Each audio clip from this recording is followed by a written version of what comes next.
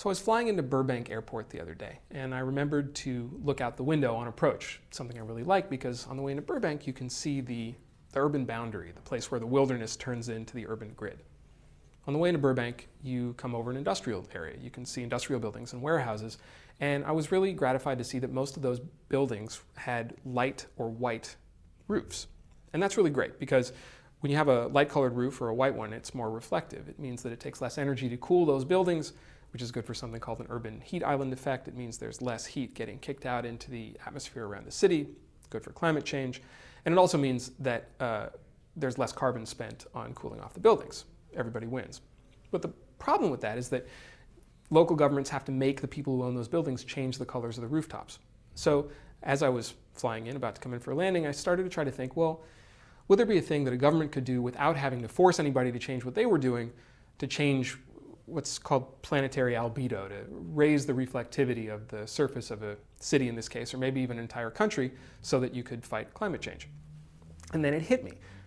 The blackest thing that I could see on the way in were the roads, these little narrow ribbons of asphalt. So I thought, well, you have to be able to color those white, and then the government could do that without having to give anybody orders. It's something that they're supposed to be in charge of. You could raise planetary albedo and you could save the planet.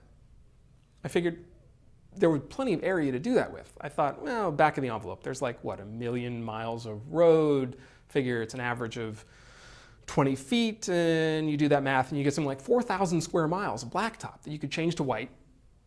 I've saved the planet. I'm a hero. Of course, it turns out to be a lot more complicated than that. I called the Federal Highway Administration to find out how much road there actually was in the United States, and it's actually more like 4 million miles.